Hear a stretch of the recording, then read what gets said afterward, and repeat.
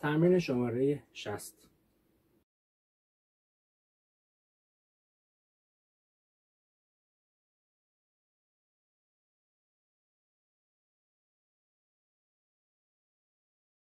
تمرین شماره 60 مشق دیگر برای ضد ضرب هست. از سیم چهارم شروع به نواختن میکنیم.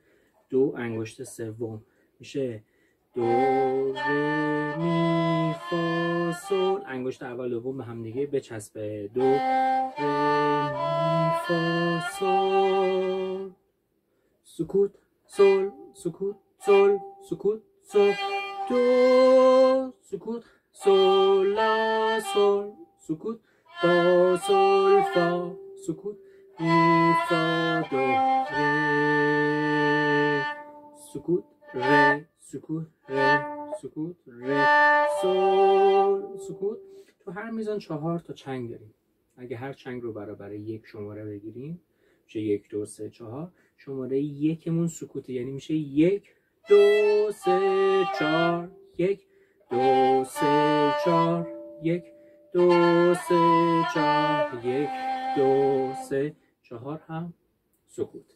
پس با سرعت پایین بزنید، حتما با شمارش. شماره یکمون سکوت میشه، یعنی 1 2 3 4 4 1 2 3 4 1 2 3 4 1 2 3 4 1 2 3 4 1 2 3 4. با سرعت پایین بزنید و با شمارش تو دستتون که جا افتاد ذره ذره سرعت رو ببرین بالاتر.